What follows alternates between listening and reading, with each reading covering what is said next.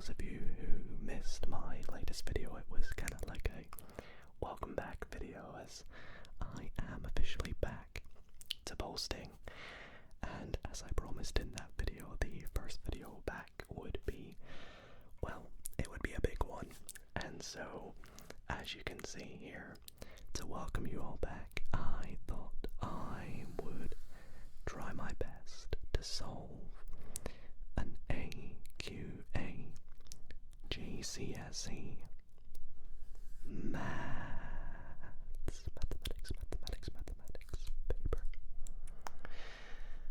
Now, I'll get into the paper in a little second. Just a little bit of housekeeping first to say thank you all so much for clicking on this video, whether you have come from my main channel, Dido ASMR, or whether you have been subscribed for a while or you're new here entirely.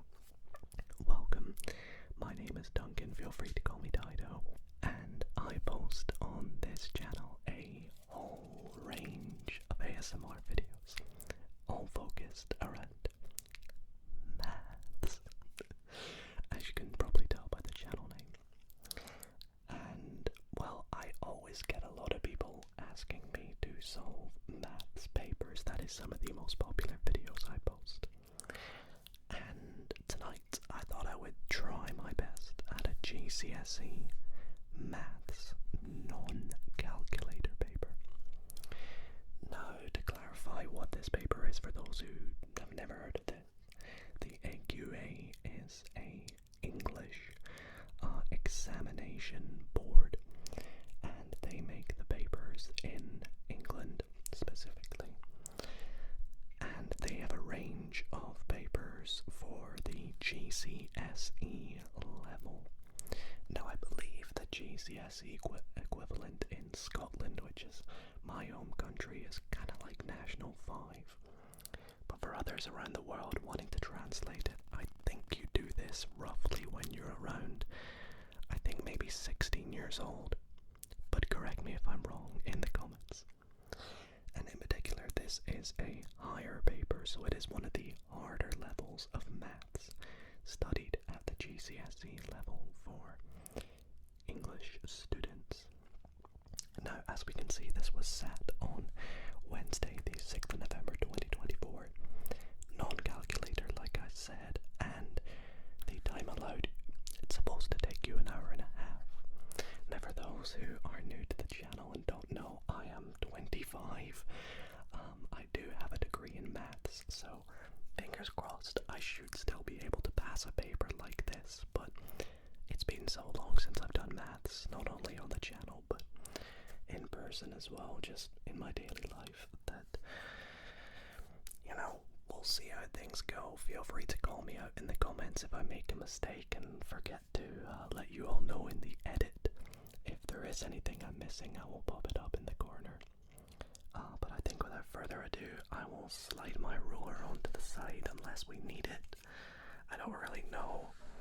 It does not say what we need. It just says use black ink or a ballpoint pen, and you can't use a calculator.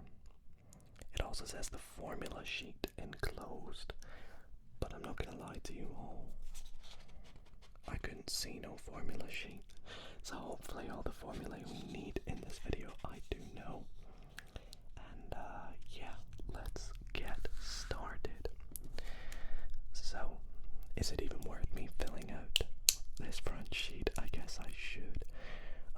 Center number, candidate number we don't have, but we can put our name as ASMR Maths. And then we need to sign it. Let's just make up a signature. Absolutely terrible, but it doesn't matter. Let's get started.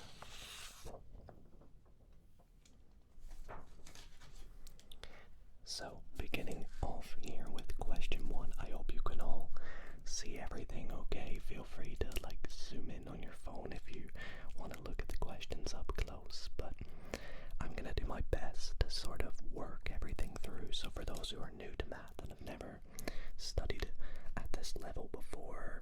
I'm gonna try and explain everything to the best of my abilities, and if you already know them, feel free to solve it along with me or try and beat me to the answer. That would be fun. So, question 1 says, work out the value of 1.5 squared. Now 1.5 squared is just 1.5 times 1.5, but multiplying decimals is pretty tricky, so what I'm going to do is simplify this and write 1.5 as 15. I'm just going to multiply it by 10. That way if I do 15 times 15, which I'm going to just do as a chimney multiplication, that's what I always called it in like primary school, it's going to be a little bit easier. So 5 times 5 is 25. We're going to carry the 2 over. 1 times 5 is 5, plus the 2 is 7. And now we move on to the tens column. We're going to have 5 times 1 is 5. And then I first need to add a 0, it's been so long since I've done that, I need to add a 0 first because this is the tens column. So then we add the 5, and then 1 times 1 is 1. So now we just add these two together, which 150 times our plus 75 is going to give us 225. But we need to remember to convert this back to a decimal, and there are 2 points after the decimal here, which means it's going to be 2 points after the 2. So therefore, we're going to have 2.25 as our final answer. There are probably other ways you could have worked that out, but this is just the way I would have done it. Alright, moving on to question 2a. I've actually never seen a question like this before. What the heck? Complete this number machine so that y equals 4x plus 5. Now, of course, I've heard of number machines before, but I have never, when at least I studied maths in high school, come across a question that looked like this. So some of this in this paper will be completely new to me. Hopefully I know what I'm doing, but yeah, it's just math is taught differently across the world, so you might find some of this easy, you might find some of this hard, you may have been taught it differently, but for me, I see this as I have to take the input of x and try and make it equal to y. So if I want to try and make it equal to y, I have to multiply x by 4 and add 5. Now we have to do the 4 first, so I guess I'm multiplying by 4 first, and then adding 5. The reason we don't do the 5 first is because if we plus 5, then multiply by the whole thing by 4, we would get 4x plus 20. So 5 times 4 is 20. The next one, same thing, complete this number machine. So this time we've already multiplied it by 3 here. This is put in for us. So this is kind of like what we just talked about with multiplying the whole thing. So this time we need to do the plus or minus bit first. Now we're subtracting something here. Now what do we subtract from x that when we multiply it by 3 we get negative 24? Well, that's just going to be negative 24 divided by 3, which is negative 8. And for the final part, complete this numbered machine so that y equals x. This time we take take x, multiply it by 6. We need to do something else to get y. Well, we just need to reverse what we did. Divide by 6. Because that's like saying x. 6x divided by 6 basically is just x, which is y in this case. So there we go, that is our first lot of questions done. I would say that's the hardest one on this page. You can let me know what you think. And we move on to question 3. Each number in a list is increased by 10. Tick one box for each statement. is increased by 10, the median is increased by 10, and the range is increased by 10. Well, let's suppose we have a list. Let's say it's something like 1, 2, I guess I'll throw in another 2, 3, and then 6. If we increase everything by 10, we'd have 10 in our new list. 12, 12, 13, 16. Easiest ones to start with are the mode. So the mode in this top one, what is the most common number? 2. In this one it's 12, so the mode is increased by 10. That is correct. The median, let's come back to that. The range is quite easy to see next. The range in this top one, the maximum number subtract the lowest number. This is 5. Whereas in this bottom one, 16 minus 10 is 6. So that is 5 is not increased by 10 here. So that is false. And then the final one here, we have the median. Now to work out the median, we just work out the middle number. So the middle number in here is going to be 2. And the middle number in this one is going to be 12. So it has increased by 10, so that one is also true. So there we go, that's question 3. Moving on to question 4. Write the missing term in the geometric progression. Interesting.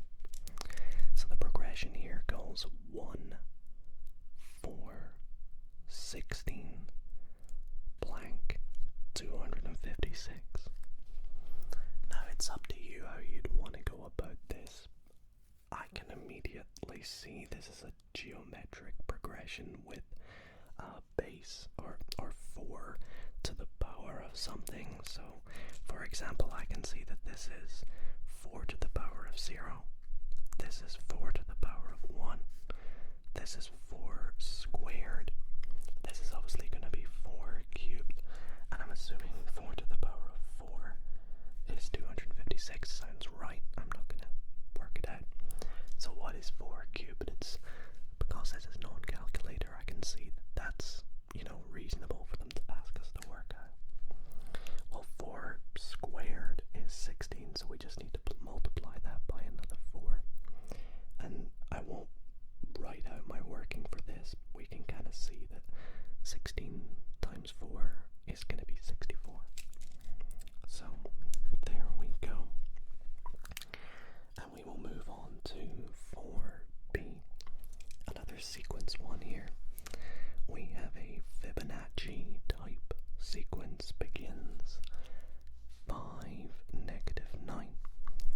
The sequence is continued by adding the previous 2 terms together, similar to the original Fibonacci sequence. Work out the next 2 terms. Okay, so we have one term here that we need to work out, and another term here we need to work out. Now the first term, let's call it, x, and the next one, y. To work out x, we need to add the previous 2 together.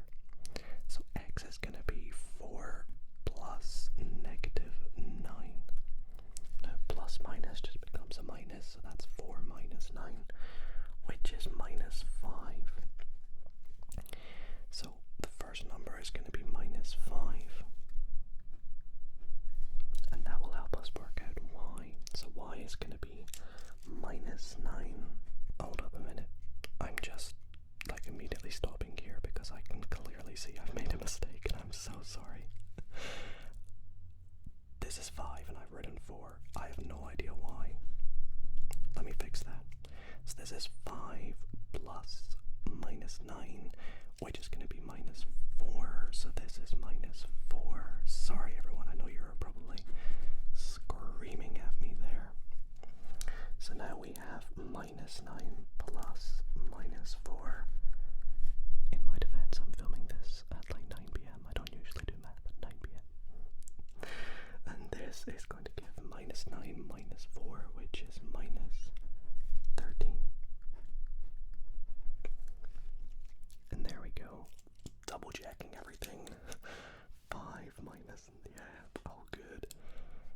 minus 4, and then minus 9, minus 4 is minus 13. Okay, definitely all good there, and that's definitely 64. My apologies, everyone. I have a feeling I've already got like 6 comments that people have typed up and then deleted. Moving on to question 5. Here is a solid prism. Solid prism, it's a hexagon that's just been elongated, basically. What do you even call that? I don't know. How many faces does the prism have? Okay, well, I mean, let's just count it. Because it's a hexagon, we have 1, 2, 3, 4, 5, 6 faces that have been elongated down, so that's 6. Plus 1 on either end is going to be 8. The prism has volume 3,500 cubic centimeters and length 20 centimeters. Work out the area of the cross section of the prism. Now, a cross section of a prism is if you like cut it anywhere, it's going to be the same at all points. So if we cut this right down here, what would it look like at every point, basically? It's obviously just going to look like what it looks like on the end. So we want to work out what the area is of this hexagon. Now this is quite easy for us to work out because the volume of any shape that has been made 3D is simply the volume is equal to the area on the end times the length that it's been multiplied by. So the length here is 20, so it's been taken 20, and we know the volume is 3,500. So we substitute our numbers into our equation to get 3,500 is equal to 20, which is the length, times the area on the end. So how do we work out A? We just divide 3,500 by 20. Best way to do this, to be honest, is probably just dividing by 10 and then multiplying, or then dividing it again by 2. So dividing it by 10, we get 350. Divide 350 by 2, we get 175. So our answer is 175 centimeters squared. And luckily for us, they have already filled in the centimeters squared. So that is really nice for us, and we shall move on to the next page. Now, I have had a look before this started. I didn't really look through the questions, but I believe there's 23 questions in total, and I would say after skimming through it, I didn't really look through all the questions. This looks like a pretty reasonable level for 16-year-olds, I'd say. So question 6, work out 1 1/5 minus 3/10. Give your answer as a fraction. Now, I have no idea how they mark this, but you know, every question has a certain amount of marks. Now, to subtract two fractions, we want to make them have the same denominator. This is quite an easy one because we can make this one 10 and keep this one 10. So how can we convert this to 10? Well, firstly, let's make it top heavy. What I mean by that is take this 1, which is technically the equivalent as 5 over 5. Now 5 over 5 plus another 1 over 5 is 6 over 5. Let's put a little equals minus 3/10. So that's me just making it top heavy first. The next step is making it the common denominator. So R1 here is going to be 10. As if we have the same common denominator, we can just subtract the top numbers. So the second one stays the same. The first one though, how do we make 6/5 into tenths? Well, we multiply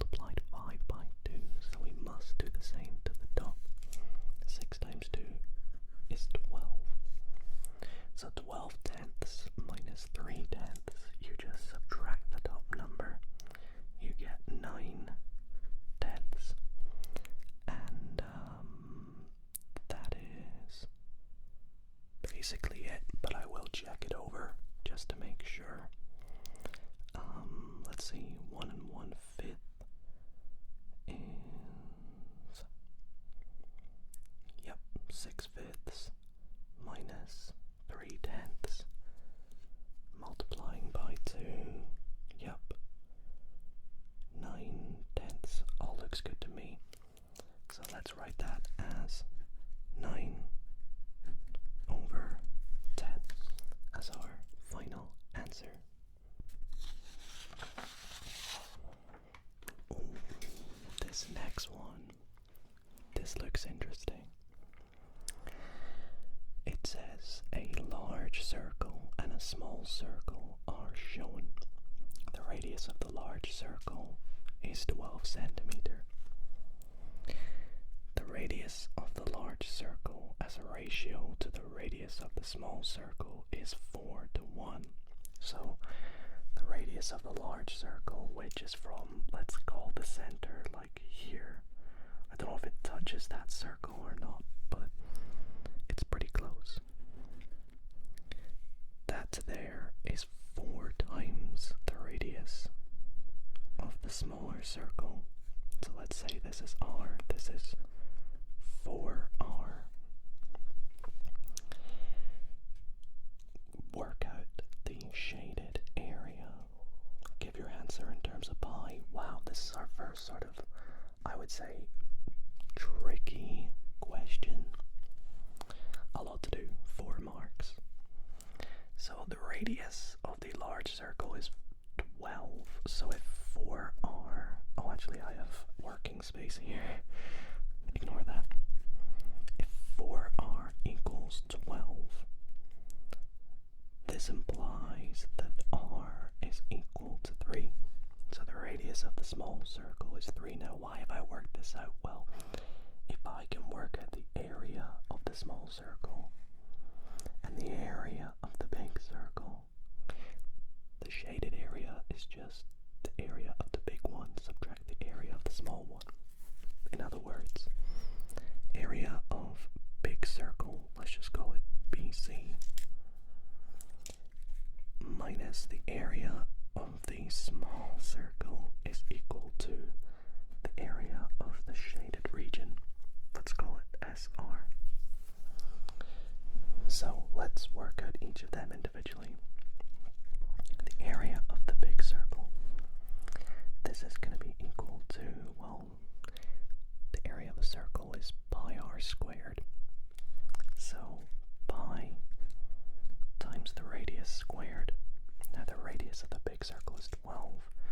So 12 squared, we can write that as 144 pi, which is what 12 squared is, by the way.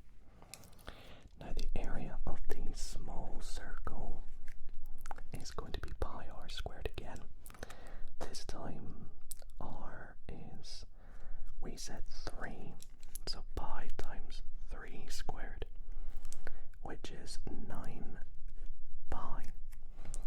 So the area of the shaded region is going to equal 144 pi minus 9 pi, which, well, here all we have to do is simply just subtract the numbers, because it's the same as saying, let's say instead of pi we had like x, 144x minus 9x. It's the same with pi.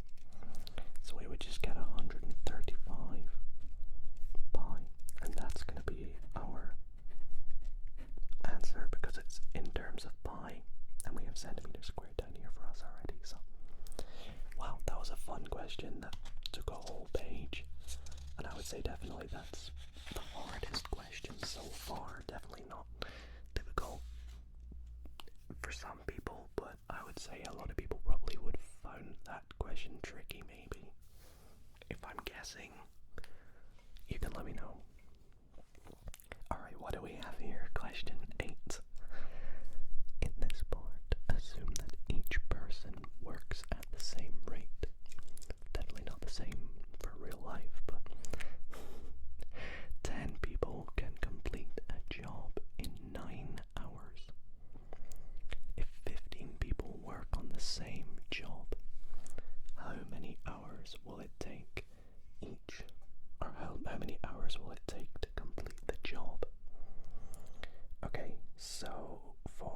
this one here, if 10 people can complete a job in 9 hours,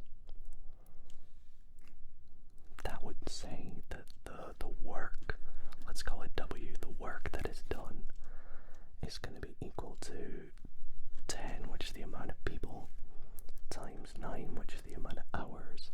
So the work hours is just going to be 90. That's how many hours done in total. If 15 people work on the same job, how many hours will it take to complete the job? So this time we need to take the amount of work hours that it takes, which is 90. Oops, sorry, I nudged my microphone. I did it again. So sorry. If it takes 90 hours, and this time we have 15 people doing it, we just want to take 90 divided by 15, and that will give the amount of hours that it will take. Let's call it H. Now 90 divides by 15 pretty nicely because 15 goes into it. 15, 30, 45, 60, 75, 90, so 6. So it will take 6 hours to do. That was actually really easy. Thought that might have been harder, but part B, which I assume is related, says, in fact, of the 15 people, 6 work at a slower rate, 9 work at a faster rate. What does this mean about the number of hours it will take? Number of hours it will take to complete the job. Take one box. Interesting. So of the 15 people, 6 work slower, but 9 work faster. I guess they're not really specifying how much slower and how much faster. It could be that the 6 that work at a slower rate is like only slightly slower, and then 9 works so much faster, but it could be the opposite way around. So I guess you can't really tell from the information they've provided. So it's kind of good that it says it's not possible to say, because that's what I would tick here. That's kind of my thinking for that, but I don't know if I'm missing anything. I mean, literally there's not much info, so I don't know. You let me know what you think. That's what I would put. Ooh, okay, we have a bit of vectors for this question. Work out the values of A and B if we have the first vector is, well, just 2D vectors. A and 2, 1 and 3B gives 5 and 20 when you add them together. Well, this just says when you add the top components of the first 2 vectors, you get the third one. Because this is like saying if you have a vector that goes A2, you're adding it to 1, 3B, and it gets to a final point, which is 520. So how can we get to 520? What would this be? Well, that's just like saying A plus 1 is equal to 5, and 2 plus 3B is equal to 20. And then it just wants us to work out A and B. The first one's pretty simple. What plus 1 equals 5? If you can kind of just tell that that's 4, you probably don't really need to show any working for this. But maybe for the second one, you never know. To work out B, let's start by subtracting 2 from both sides. Excuse my stomach. We would get 3B, and then we're going to subtract 2. Actually, it kind of looks like to the power of negative 2, which I don't want to get confused with, is equal to 18. So we're just dividing everything by 3. B is going to be 6. And you can test that if you like. 4 plus 1 equals 5. 2 plus 3 times 6 is 18 is equal to 20. Yeah, that works out. Not so bad.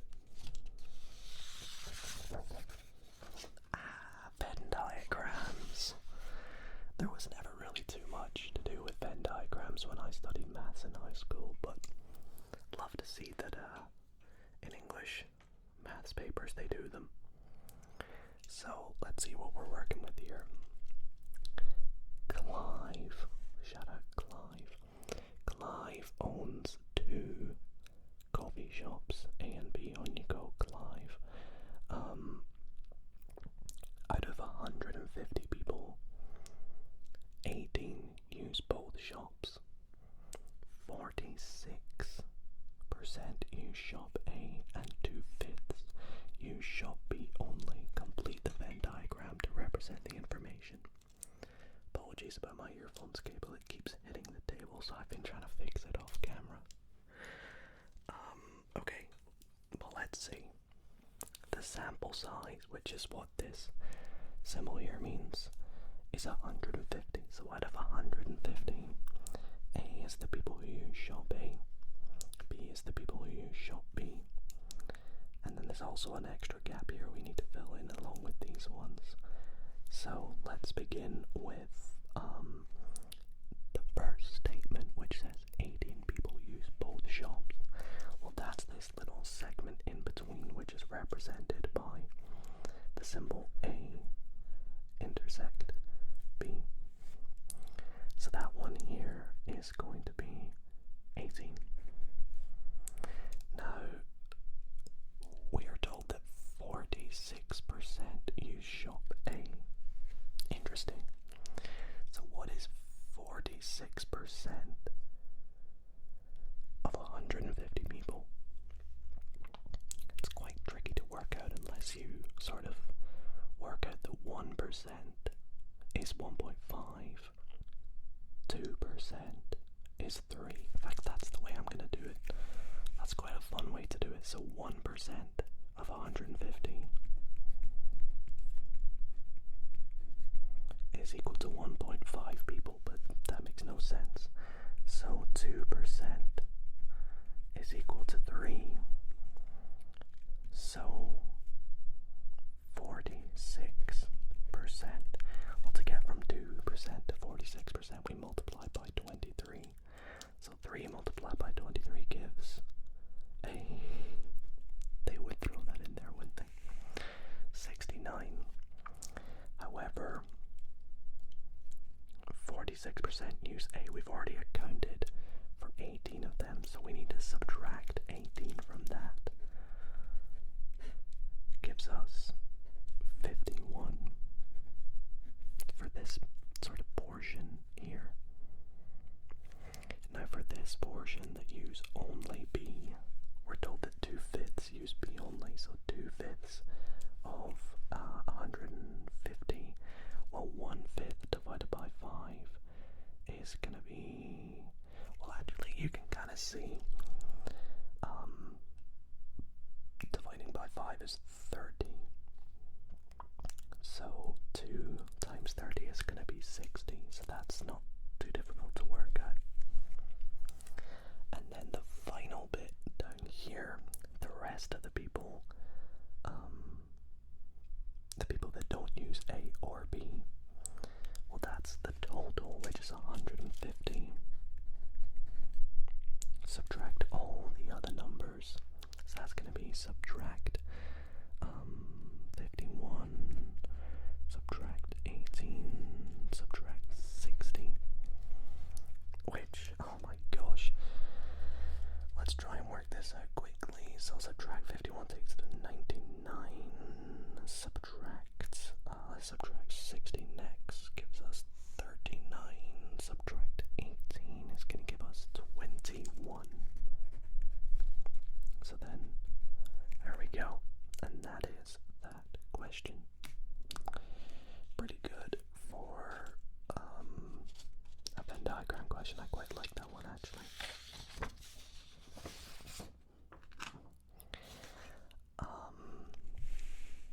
Question 11. Construct the region that lies within 4 centimeters of the line. I mean, I grabbed a ruler just for fun, but it looks like I also need... Is this the one where you draw like you get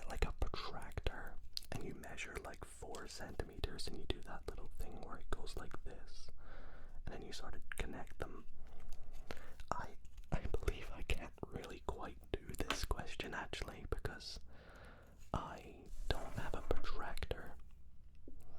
So if it's alright with you, I think I might pass on this question. I'll accept the L on 3 marks, because I just don't have a protractor. I mean, I don't remember the last time I ever used one. Sorry, not protractor, compass. I always get protractor and compass mixed up. I have absolutely no idea why. So yeah, I don't have a compass, so I think I'll have to leave that question, sadly. But feel free to do that. Send me pictures of your worked answer on Instagram. Interested to see. 12A. So, moving on, we have convert 27 over 11 to a recurring decimal. Okay, so let's do this as 27. How many times does 11 go into 27? And I'm going to start by adding a few zeros so I can help us work it out. How many times does 11 go into 27? Well, it goes in 2 times, takes us to 22, remainder 5. So that gives us 2 point, and then we have 50. How many times does 11 go into 50? It goes in 4 times, 44. Remainder 6. 11 into 60 goes 5 times. 55, remainder 5, and then it goes 4, and I think it's just gonna repeat 4, 5, 4, 5. So 27 divided by 11 to a recurring decimal is 2.4545 ...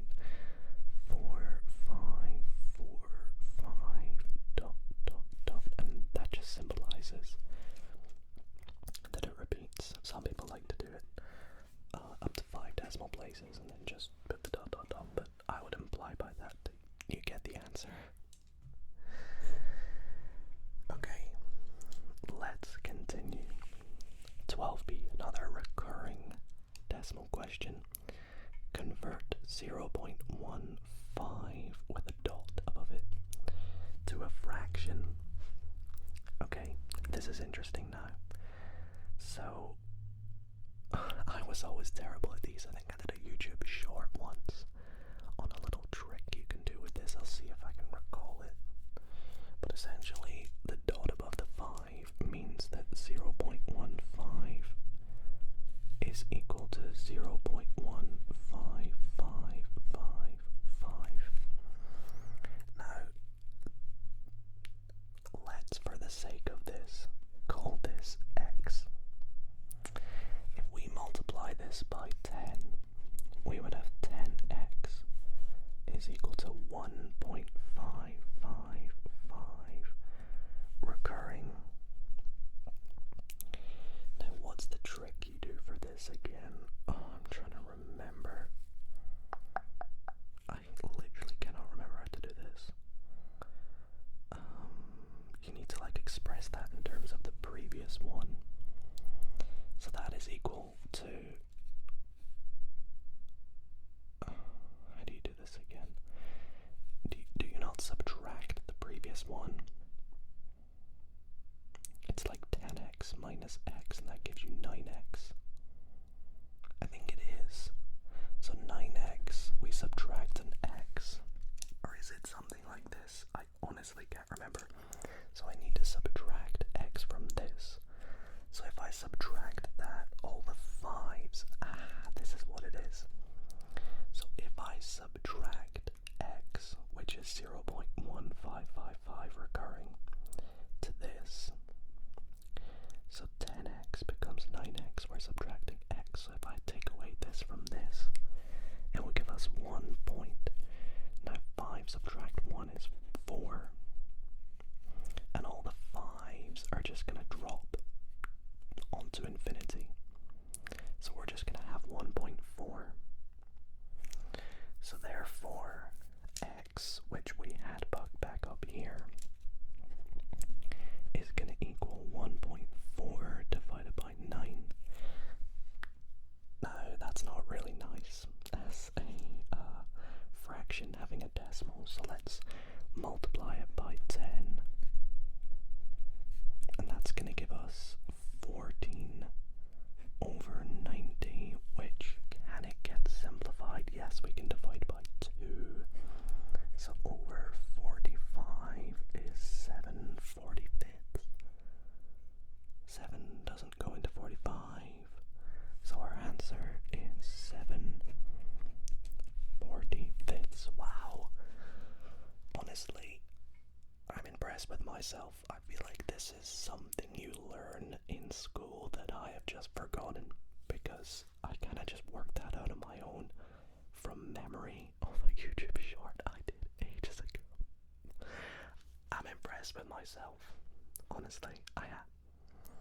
So with that, let's take it away. That actually, I mean, to me, that's been the hardest question so far, but to some of you it might not be.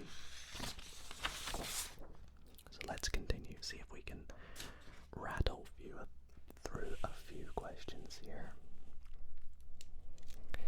By rounding each number to one significant figure, estimate the value of root 401 plus 1.9 cubed divided by 58.7 calls 58.7. Okay, so rounding everything to one significant figure, we would say this is approximately, we just want those squiggly equals, means, so 401 is to one significant figure 400. 1.9 cubed to one significant figure is 2 cubed, and cos 58.7 to one significant figure is cos 60, and you can tell that they've picked these numbers intentionally because this all looks fairly easy to work out.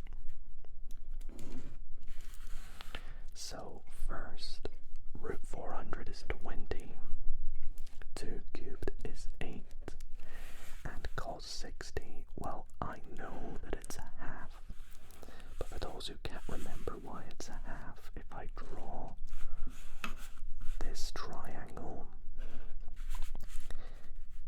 this is one of the trigonometric identities, or exact angle triangles as we call them sometimes, which means if this angle is 90 in this triangle and we label the sides 1 and the hypotenuse is 2, this side is root 3 because it's root, the square root. You can do that. You can do Pythagoras theorem, I'm sure. So what that says is if this angle here is 60 and 30, which they are set to be in this exact triangle, cos of 60 is equal to, well, the adjacent over the hypotenuse. So it's 1 over 2.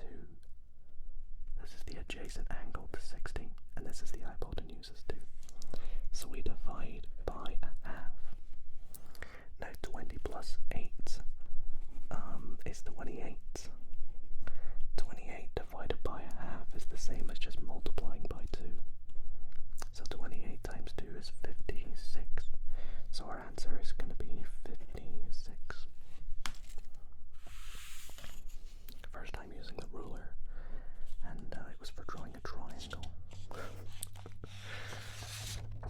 Speaking of triangles, we have more coming up. Here is a triangle. So this is a triangle where all sides are different and all angles are different. So we have the scaling. We have 7, 3, and 5, and then we have an angle x. Sam attempts to find the value of cos x using the cosine rule. Here is his working.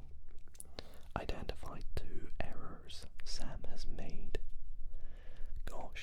I see why they give a formula sheet, which I couldn't find. I think if I'm correct, the cosine rule is a squared equals b squared plus c squared plus 2bc cos a. I think where in this situation here, cos a, this is the angle A, which is just x. I'm going to label it as A. And then this is A, and then this is just B and C. So Sam has said that 5 squared is equal to, other way around I guess, this is C and this is B. So B squared 3 plus C squared is 7 plus 2bc plus 2 times 3 times C. Oh. Wait a minute, if I got the rule wrong, a squared equals b squared plus... Oh, it's minus. I was about to say, I think it's supposed to be minus. It's been so long. B squared plus b squared. Yeah, this is a negative. So I think Sam's first error is that this should be a minus. I was looking through it and I was like, that's way too many positives. So I think, yeah, minus 2 times 3 times 7 times cos x, because I was like, there's no error in that top line, there has to be. So that's a minus. So the first error is in line 1. It should be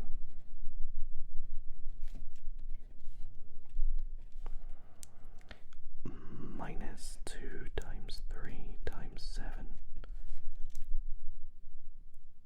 I don't know how to word this. I'll just say he used positive instead of negative. Basically the wrong formula. That will do, that will probably explain it. Error 2, okay, let's continue. So far so good, except the negative. So 5 squared is equal to 10 squared. Where has he got that from? So that's obviously wrong. Let's keep going. This obviously should still be a negative. 42. Yep. So I think, oh, I see what Sam's done. So Sam has taken 3 squared plus 7 squared and said that that's 10 squared, which is wrong. So in line 2,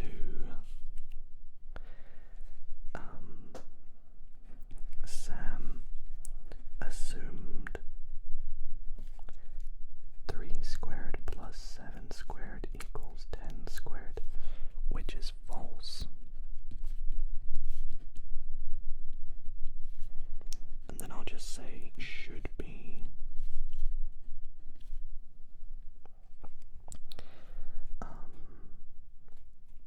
3 squared plus 7 squared equals 9 plus 49, which is equal to 58, which is obviously not 10 squared, so that's his mistake. That was quite cool. I've never done a question in an exam where you have to fix someone's working.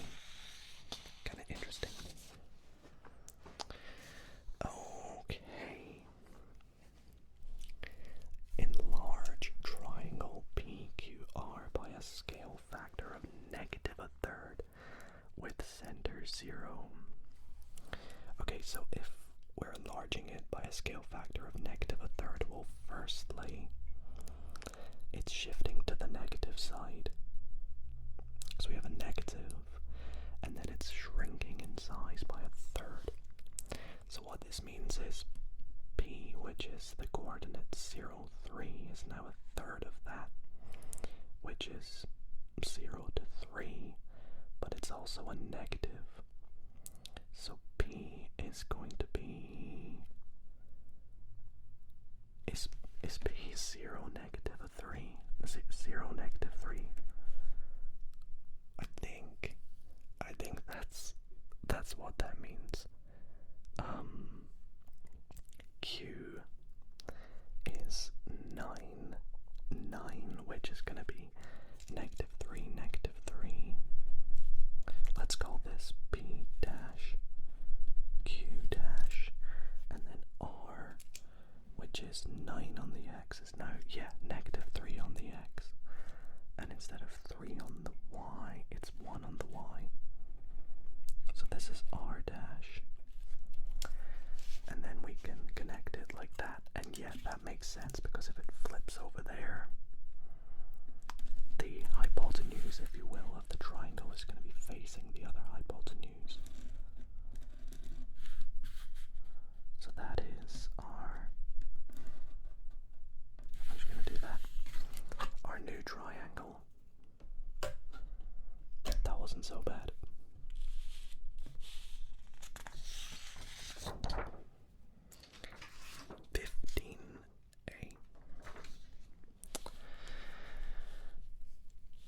Let's move this down. Solve the inequality. 20 minus 5x is less than or equal to 30. Okay, well, let's start by getting rid of this negative 5x. So we need to rearrange to have for x is sort of less than or equal to or greater than or equal to something. So I'm going to start by adding 5x to both sides, which will give us 20 is less than or equal to 30 plus 5x. Now we just need to get 5x on its own by subtracting 30. So this will give us 5x on this side. Subtract 30 from 20 gives us minus 10. And now to get x on its own, we divide both sides by 5. Minus 10 divided by 5 is minus 2. So x is greater than or equal to minus 2, I believe. And that is our answer. I need to be really careful, because sometimes with negatives, I'm just checking it through, sometimes the sign flips, but I think here we just have x is greater than or equal to minus 2. Sweet, okay. Represent x is greater than minus 1 on the number line.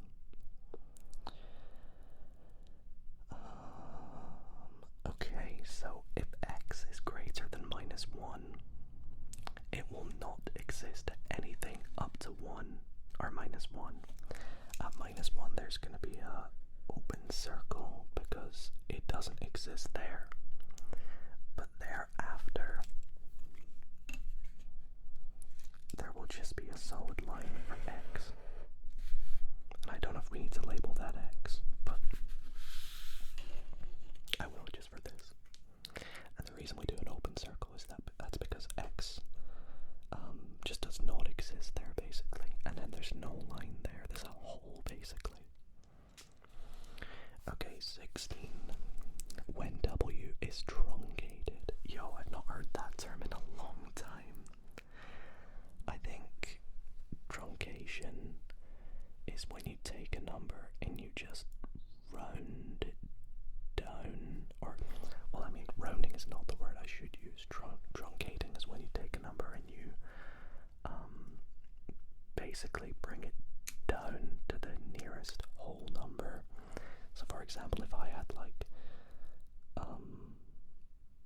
2.3, truncating it makes it 3.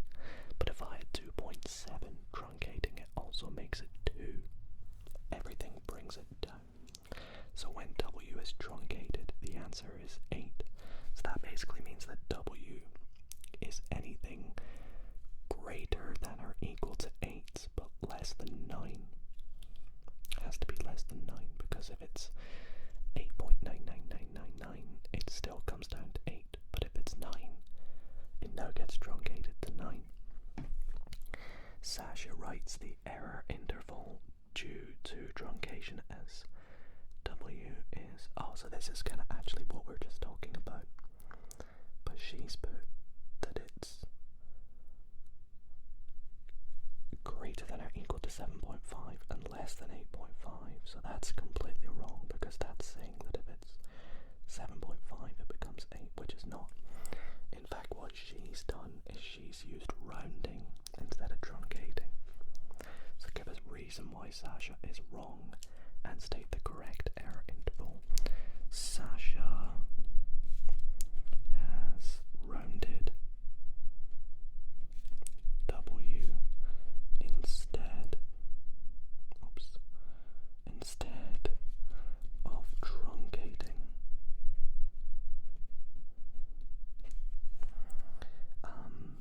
The correct is W is greater than or equal to 8, but is less than 9. Oh, it goes down here, sorry. 8 and 9, there we go. I hope if you've never heard of truncating before that I did an okay job at explaining it. Question 17a. A circle has center 0, 0 and circumference 36 pi. Work out the equation of the circle. Okay, the equation of a circle is x squared plus y squared is equal to the radius squared. We do not have the radius squared, we have the circumference though, which is 36 pi. Now we need to remember that the circumference is equal to pi d, and the diameter is 2 times the radius. So that's equal to 2 pi r. So if the circumference is 36, and that's equal to 36 pi, well, we can see that 2 times r is going to give 36. So what's the best way of writing this in? Well, 36 pi is equal to 2r pi, technically. Divide by pi on both sides, yeah, 36 is equal to 2r. So therefore r is equal to 18, dividing 36 by 2. That will give us r on its own. So now we have r. We can write the equation of the circle as x squared plus y squared is equal to the radius squared, which is 18 squared. Pretty simple, and I will not work out what 18 squared is because that is going to take far too long for me to even be bothered to work out, but you know, after some time you would. And let's move on to part B. Point J has coordinates 15, 0, and point K has coordinates 30, minus 5. Work out the equation of the straight line through J and K. So for the equation of a straight line, we need two things. The first thing is the gradient, and the second thing is a point on the line, or you could do it with the gradient and the y-axis intercept. Now I'm going to do the easier method that I learned, which is we have a point on the line already, we just need the gradient. Now the equation for a gradient is y2 take y1 divided by x2 take x1, where that correlates to the points x1, y1, x2, y2. Substituting in our values, we get minus 5 minus 0 divided by 30 minus 15. So our gradient is actually going to be a negative gradient, negative 5 over 15, which is negative a third.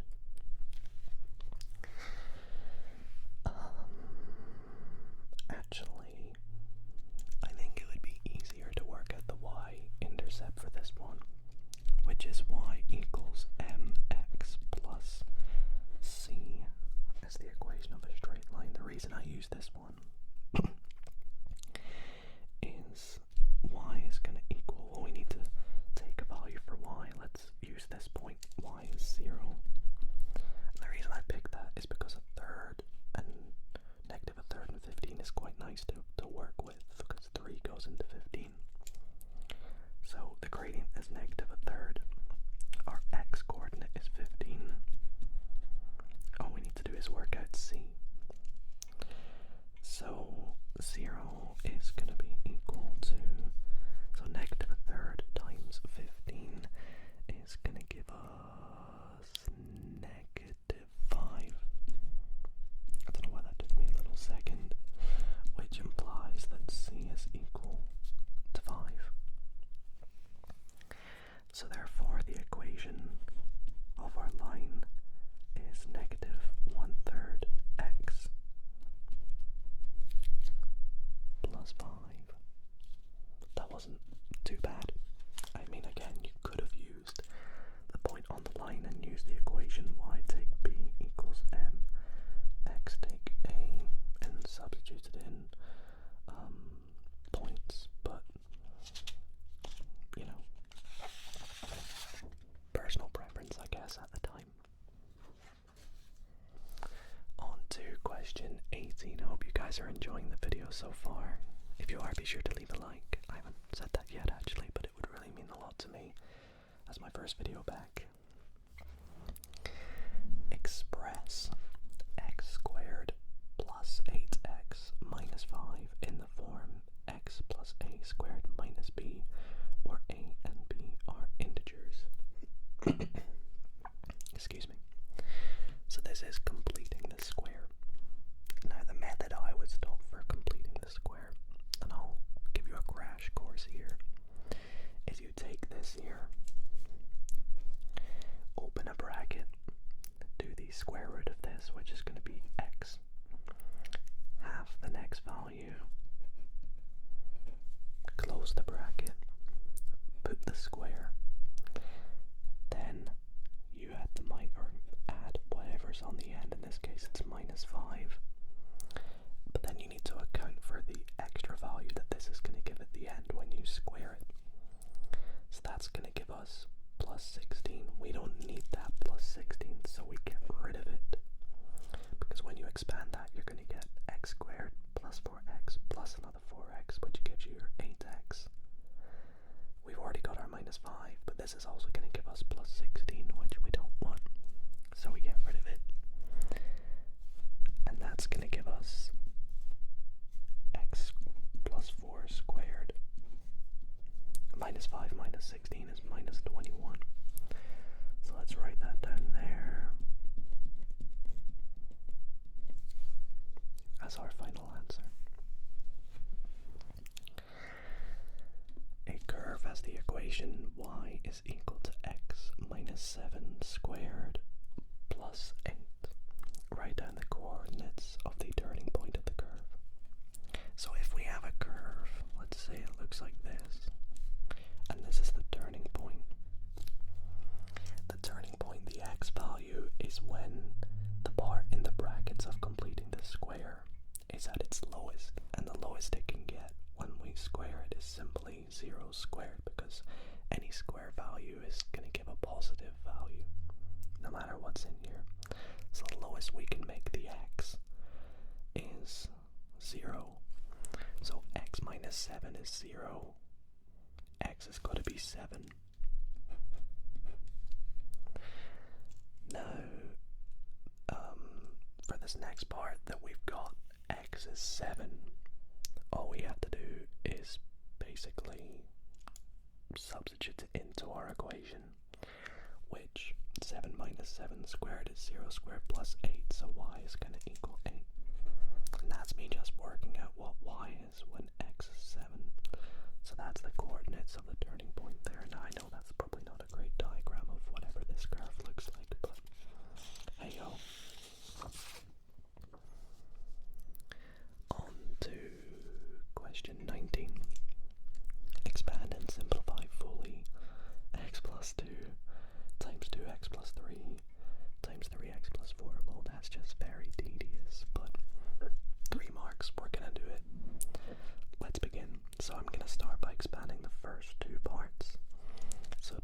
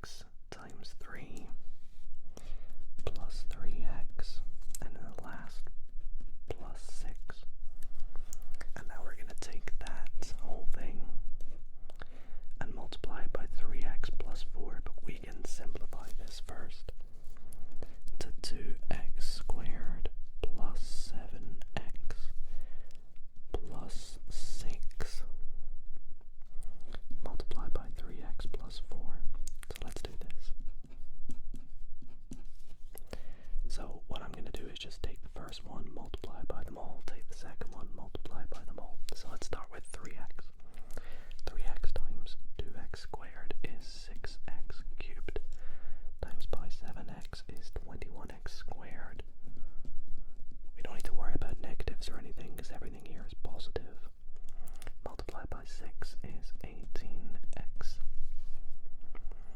Second one, 4 times 2x squared is 8x squared. By 7x is 28x. And then by 6 is 24. And now all we have to do is simplify everything, which I'm going to do down here. The cube terms, we just have 6x cubed. Square terms, we have 21 plus 8, which is plus 29 x squared. The x terms, we have 18 and 28, which is 46. And then the final terms, we just have, is it just 24? Yep. Okay, I'm gonna quickly skim through it now to make sure I didn't make any mistakes. Yep.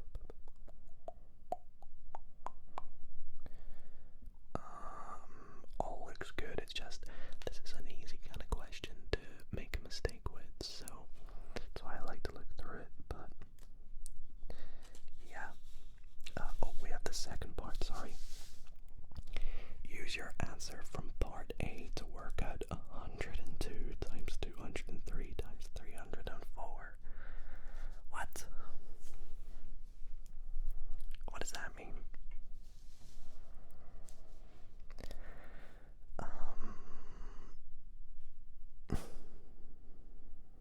Well, actually, if we look at what they've given us, x plus 2, let's say that equals 102. X would equal 100. If 2x plus 3 is equal to 203, that works out for x being 100, because 2 times 100 is 200 plus 3. Yeah, so let x equal 100.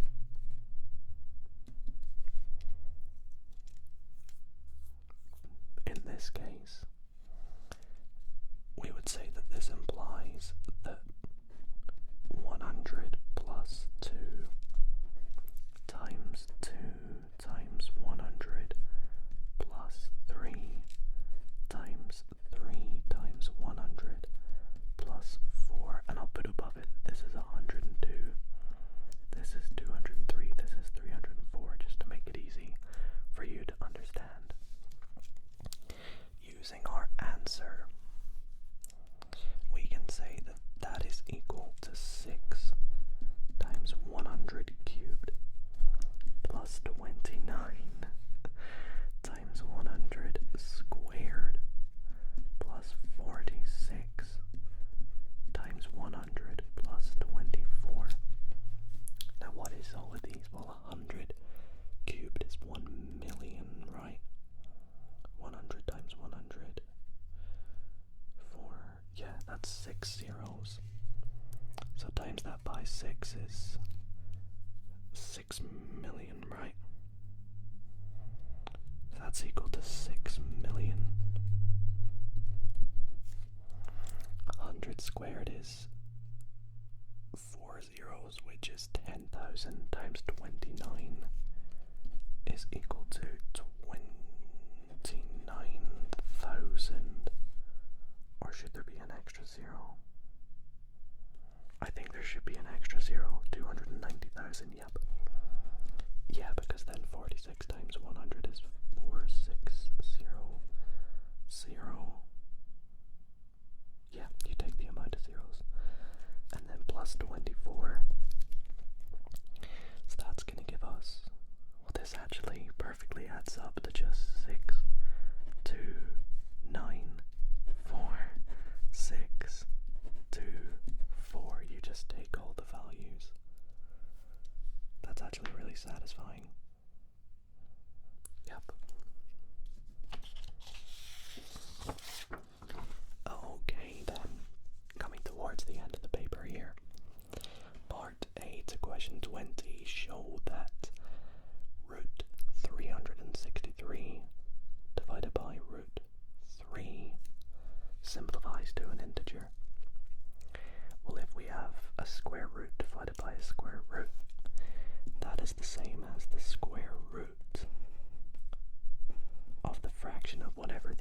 values are. So 363 over 3. How many times does 3 go into 363? I mean, just upon inspection, we can say that's 121. 3 into 3 goes 1, 3 into 6 goes 2, 3 into 3 goes 1. Add the roots. What is the square root of 121? It's a perfect square. It's 11. Part B.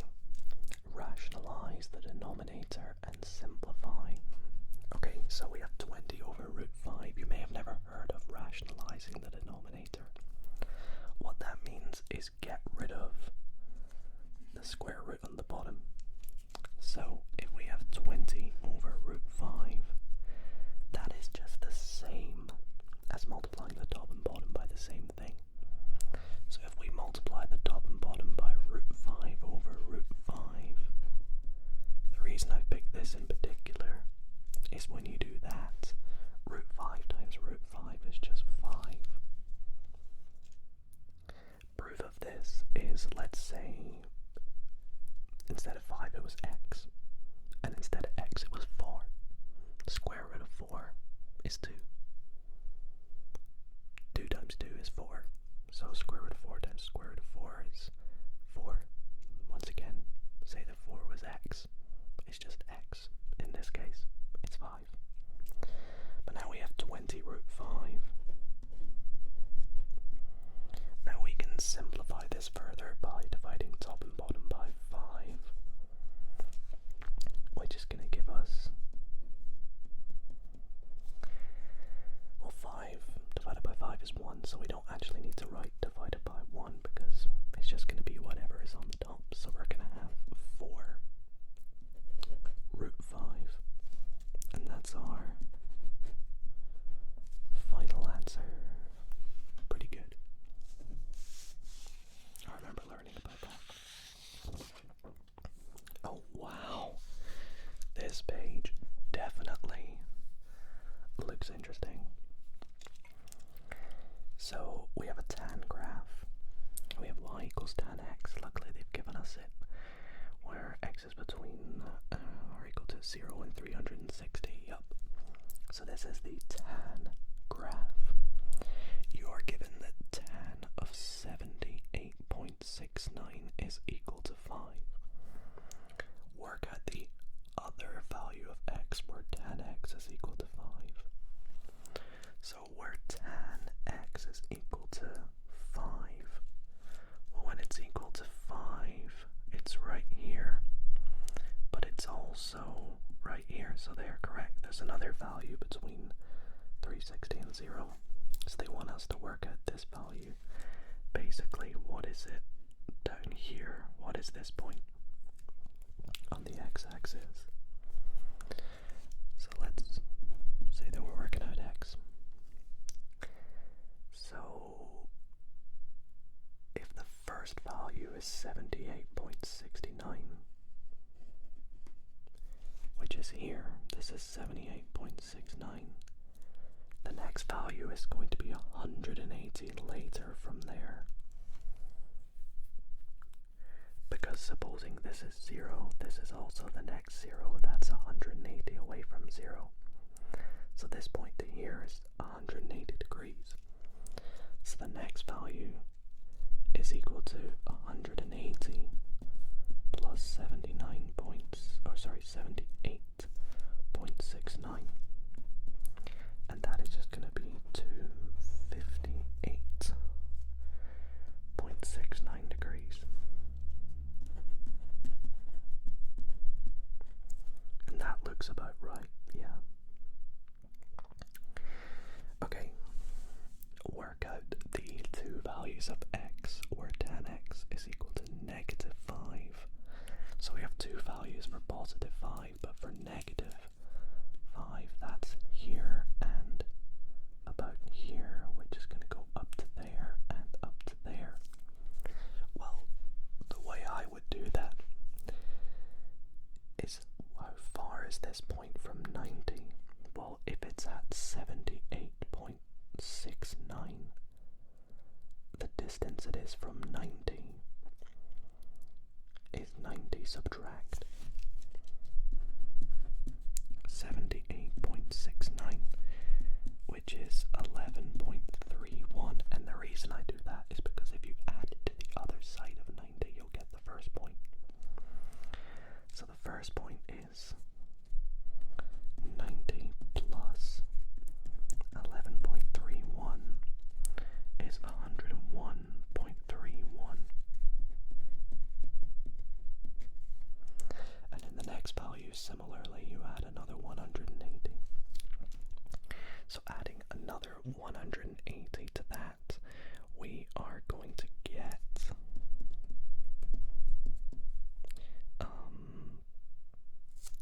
281.31. Looks good to me. And they put in the degrees for us already. That's pretty good. This is our second last sheet. Now we have a couple more. Question 22. Okay, wow. I have not seen a question like this before, where I have to join boxes up. So, what do we have? 7 to the power of n is equal to x. Match each expression on the left with the correct expression on the right. 1 has been done for you. 7 to the negative n is equal to 1 over x. Yeah, that makes sense. So the next one, 7 to the 2n. Well, that's the same as saying 7 to the n squared, because you would just multiply it by 2. Now 7 to the n here is x, so that's the same as saying x squared. So there we have our next one. Now we have 7 to the n plus 1. Now that's the same as saying 7 to the n times 7, because this is 7 to the 1 technically, and then when you have a power times a power with the same base, you just add the exponents, which is n plus 1. So that's the same as saying x. I'll write this to make it easier for you all. That's the same as saying x times 7, which is 7x, which is up here. And then the last one, 7 to the half n. Well, that's the same as kind of what we did here. You've just got 7 to the n to the power of a half. 7 to the n is x to the power of a half.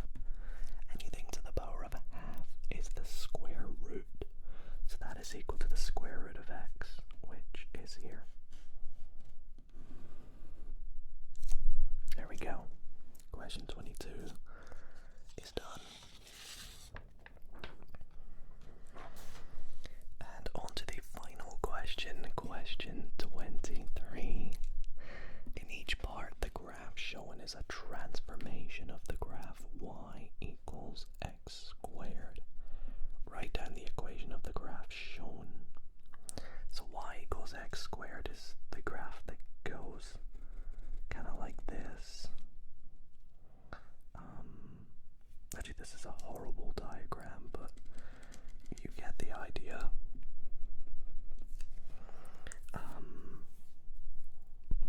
Sorry about that. There's been a bit of background noise through this video that I keep having to cut out. So this one here, the graph has been translated.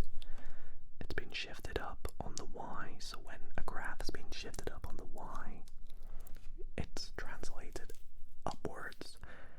So the y value is going to be taking the x value and simply just adding 2 to whatever it is. For example, it's gone from here to plus 2. It's gone from like here plus 3 or plus 2 to give there. So like this is technically 1, 1, which was down here. We've added 2. If I added 2 to there, it would match up to where it would be properly, but this is a horrible diagram. So this is technically going to be y is equal to x squared plus 2. And there is a formula for the translation, but I won't bother writing it. Now we have write down the equation of the graph shown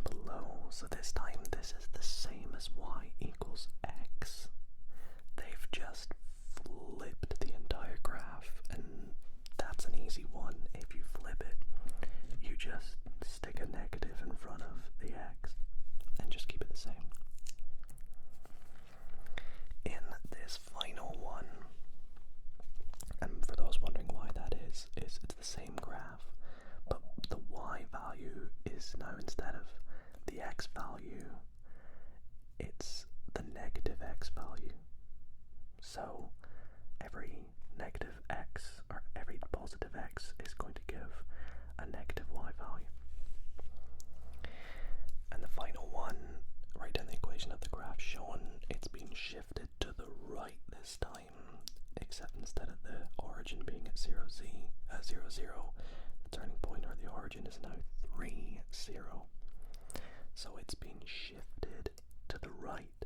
Now when you have a shift to the right, it's a negative in the shift formula. So that means that you take the y and you put x minus whatever the shift is, which is 3, and then we keep it as squared. And the reason this is because, once again, when we put in the value of what x here is, it's going to give a positive value because it's squared. Everything squared is a positive value. So that's why we put in the negative, and it's why it gives what it is. And there we go, end of questions. So that is the entire paper solved. What a video this has been. I can't even find the front sheet now. But there we go.